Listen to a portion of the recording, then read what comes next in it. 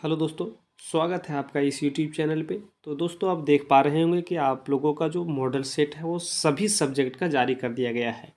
ठीक है। तो क्लास 12वां के स्टूडेंट के लिए जिनका जो ज्योग्राफी जो रखे हुए हैं, भूगोल रखे हुए हैं, उनके लिए ये वीडियो बहुत महत्वपूर्ण होने वाला है, क्योंकि इस वीडियो में हम भूगोल का लॉन्ग क्वेश्चन आंसर देखने वाले हैं। ठीक है। मतलब क्वेश्चन, मतलब जो भी है क्वेश्चन एक से हम देखेंगे। ठीक है। तो सब्जेक्टिव क्वेश्चन आपका ये होगा। ठीक है। तो इसमें देखिए, यहाँ पे दोस्तों साफ साफ लिखा हुआ है कि सेकेंड टर्मिनल एग्जामिनेशन 2021-22।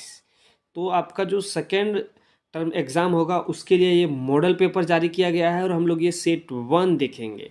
ठीक है। तो चलिए समझ लेते हैं। सबसे पहले देखिए, आपका फुल मार्क्स जो होगा 35 नंबर का होगा। ठीक है। और समय 1.5 घंटा दिया जाएगा। ठीक है, यहाँ तक क्लियर। और इसमें कुछ निर्देश है, उसको भी समझ लीजिए। देखिए यहाँ पे ध्यान दीजिएगा। देखिए, प्रश्न जो होगा उसका आंसर आप अपने भाषा में लिखने का ज़्यादा कोशिश कीजिएगा। ठीक है। कुल प्रश्न 19 रहेंगे। ठीक है। 1 से 7 तक अति लघु उत्तरीय प्रश्न, मतलब कि शॉर्ट टाइप का क्वेश्चन रहेगा। ठीक है। वेरी शॉर्ट टाइप क्वेश्चन, जो आपको 1 से 7 में से 5 प्रश्न का जवाब देना है। ठीक है। और आप प्रत्येक प्रश्न का मान 1 अंक निर्धारित किया गया है और सभी का जो मान है वो 1 अंक का निर्धारित किया गया है। ठीक है। चलिए आगे देखिए। तो इसमें देखिए आपका हो गया यहाँ पे 5 नंबर। ठीक है। आगे देखिएगा, प्रश्न संख्या 8 से प्रश्न संख्या 14 तक लघु उत्तरीय प्रश्न है। प्रश्न संख्या 8 से प्रश्न संख्या 14 तक लघु उत्तरीय प्रश्न है। ठीक है। और ये लघु उत्तरीय प्रश्न है, इसमें से आपको 5 प्रश्न का जवाब देना है। ठीक है। ये 3 नंबर का रहेगा। ठीक है। ये आपका हो गया 15 नंबर का। ठीक है। चलिए आगे देखिए। फिर आगे दिया हुआ है कि प्रश्न संख्या 15 से 19 तक जो होंगे वो दीर्घ उत्तरीय प्रश्न होंगे और आपको किन्हीं 3 प्रश्नों का उत्तर देना है। तो 3 प्रश्न का दीजिएगा तो आपका हो गया ये 15 नंबर। तो यहाँ पे देखिए साफ साफ आपका आ गया यहाँ पे। और यहाँ पे देखिए 100 वर्ड में जवाब देना। ठीक है। तो कुल मिला के आप जोड़िएगा यहाँ पे, तो इधर आपका 5 नंबर और इधर फिर 15 नंबर और फिर 15 नंबर, कुल मिला के आपका 35 नंबर हो गया। ठीक है। तो आप समझ गए कि क्वेश्चन जो है 1 से लेके 7 तक, 8 से लेके 14 तक और 15 से लेके 19 तक को डिवाइड किया गया है इस फॉर्म में। ठीक है। तो ये आप निर्देश था, वो आप लोगों को हम बताने के लिए चाहे बता दिए। ठीक है। अब चलिए हम लोग चलते हैं सीधा अब प्रश्न के ऊपर। ठीक है। तो चलिए फर्स्ट प्रश्न हम लोग देखेंगे।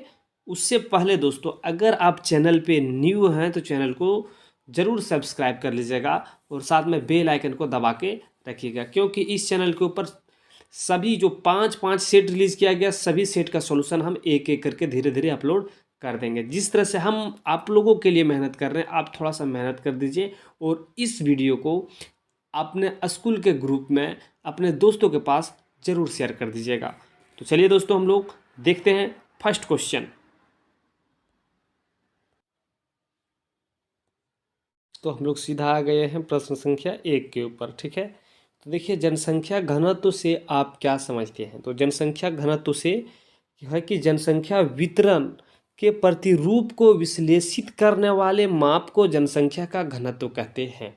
अगर आप ये नहीं समझ पाए हैं तो आप इस प्रकार से समझिए कि जनसंख्या घनत्व उसको कहेंगे कि कुल क्षेत्रफल में रहने वाले कुल जनसंख्या को हम लोग भाग दे देंगे। समझे नहीं? कि ऐसा है कि कुल जनसंख्या, जितने भी जनसंख्या उस क्षेत्रफल में रहने वाले जो भी है, ठीक है, उसको हम लोग भाग दे देंगे। एग्जाम्पल के तौर पे आप समझिए कि यहाँ पे अगर 5000 व्यक्ति 3 किलोमीटर के अंदर में रह रहा है तो क्या करेंगे, इसको इससे भाग दे देंगे और जो आएगा भागफल वो आपका आंसर हो जाएगा। ठीक है। जनसंख्या घनत्व हो जाएगा। ठीक है। तो इसका फॉर्मूला आपका ये होता है, आप लोग इसको भी नोट कर लीजिएगा। ठीक है। चलिए हम लोग आगे देखते हैं, प्रश्न संख्या 2 समझते हैं। जनसंख्या प्रवास से आपका क्या तात्पर्य है? तो जनसंख्या प्रवास से आपका क्या तात्पर्य है? तो यहाँ पे दिया हुआ है, देखिए कि एक स्थान से दूसरे स्थान को निवास के लिए प्रस्थान करना तथा किसी आपदा के कारण भी प्रस्थान करना जनसंख्या प्रवास कहते हैं। ठीक है। देखिए जनसंख्या प्रवास समझिए कि आपदा के कारण, अगर मान लीजिए कि अभी कोरोना चल रहा था, ठीक है, एग्जाम्पल के तौर पे समझिए। तो जब लॉकडाउन लगा हुआ था शुरू में, फर्स्ट लॉकडाउन में क्या हुआ था कि लोग जो मजदूर थे वहाँ पे, वो सीधा अपना घर की ओर प्रवास कर गए, ठीक है ना। ये जनसंख्या प्रवास कहलाता है। या फिर आप ये कह सकते हैं कि कोई आदमी एक जगह से दूसरे जगह चले जाते हैं, ठीक है, और वहाँ पे काम करने के लिए या कोई भी पर्पज से जाए, वो जनसंख्या घनत्व कहलाएगा, ठीक है। तो आप इसको नोट कर लीजिए, जनसंख्या घनत्व, जनसंख्या प्रवास से आप क्या समझते हैं, ठीक है, इसको नोट कर लीजिएगा आप। चलिए आगे देखिए, हरित क्रांति समझिए। हरित क्रांति क्या है? तो नई कृषि नीति जिसमें अधिक उपज देने वाले बीजों को बोया गया था, मतलब कि बोया जाता है, तथा कृषि का नई तकनीक का प्रयोग किया गया जिसमें फसल उत्पादन में तीव्र वृद्धि हुई, इसे हरित क्रांति कहते हैं, ठीक है। हरित क्रांति में क्या होता है कि देखिए, हरित क्रांति है कि नए नए टेक्निक के साथ न्यू बीज लाया गया, नया बीज लाया गया, हाइब्रिड बीज लगाया गया, नई तकनीक के साथ खेती किया जाने लगा, जिससे अधिक मात्रा में उपज मिलता है, ठीक है, और वृद्धि होता है। उसी को हम लोग हरित क्रांति कहेंगे, ठीक है। आगे देखिए, प्रश्न संख्या 4 समझिए। 4 में दिया हुआ कि जल प्रदूषण से होने वाले किन्हीं 2 बीमारियों के नाम लिखिए। तो जल प्रदूषण से होने वाले जो 2 बीमारियां निम्न आप लिख सकते हैं, ठीक है। जैसे में फर्स्ट में हम लिखते हैं कि पेट रोग, अगर प्रदूषित जल को हम लोग पी लेंगे तो पेट रोग हो जाएगा। चर्म रोग, अगर उसमें हम लोग नहाएंगे धोएंगे तो क्या होगा कि चर्म रोग हो जाएगा, खुजली वगैरह वगैरह, आपको चर्म रोग हो सकता है। पीलिया, हैजा, ठीक है, इत्यादि प्रकार के बीमारियां उत्पन्न हो सकते हैं, किससे? जल प्रदूषण से, ठीक है। चलिए, उम्मीद है कि दोस्तों प्रश्न संख्या 4 आपको समझ में आया होगा। अगर आपको समझ में आया तो वीडियो को फटाफट लाइक कर दीजिए। अगर चैनल पे आप नहीं हो तो चैनल को, जी हाँ, आप समझ गए होंगे। चलिए हम लोग आगे देखते हैं। तो प्रश्न संख्या हम लोग 5 के ऊपर आ गए हैं, ठीक है। 5 में है कि जल संभर प्रबंधन के कोई 2 उद्देश्य लिखिए। तो जल संभर प्रबंधन के कोई 2 उद्देश्य लिखना है। तो देखिए यहाँ पे सबसे पहले यहाँ पे जल संभर प्रबंधन, जल संरक्षण एवं मिट्टी पर जोर दिया गया है। जल संभरण किसको कहते हैं? जो मिट्टी के संरक्षण में और जल के संरक्षण में जोर दिया गया। इनके 2 उद्देश्य निम्न हो सकते हैं, ठीक है। भूमि एवं जल स्रोत का विकास करना। देखिए इसका फर्स्ट काम क्या है कि भूमि एवं, मतलब भूमि की जगह पे आप कह सकते हैं मिट्टी एवं जल स्रोत का विकास करना, ठीक है। और दूसरा है पौधों तथा जंतुओं का उत्पादन इस प्रकार करना जिससे प्रकृति में असंतुलन पैदा ना हो, ठीक है। तो ये था आपका प्रश्न संख्या 5 का सॉल्यूशन, आप इसको नोट कर लीजिए, ठीक है। चलिए हम लोग प्रश्न 6 की ओर बढ़ते हैं।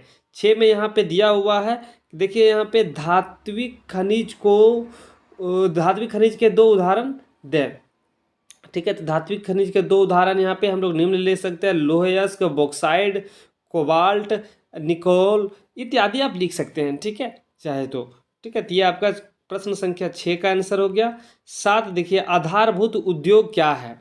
तो आधारभूत उद्योग क्या है कि जो उद्योग दूसरे उद्योग को कच्चे माल और अन्य सामान की आपूर्ति करते हैं उन्हें आधारभूत उद्योग कहते हैं, ठीक है। आधारभूत उद्योग समझ गए क्या कहा जा रहा है? देखिए ध्यान से समझिए कि जो उद्योग दूसरे उद्योग को, एक उद्योग दूसरे उद्योग को कच्चे माल और अन्य सामान की आपूर्ति करते हैं, इन्हें आधारभूत उद्योग कहते हैं, ठीक है। जैसे तांबा प्रगलन, लोह इस्पात, ठीक है, ये सभी जो है वो आधारभूत उद्योग कहलाते हैं, ठीक है।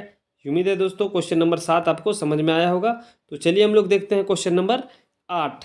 उससे पहले अगर चैनल पे आप न्यू हैं तो चैनल को सब्सक्राइब कर लीजिए, अगर नए हैं तो आप, ठीक है।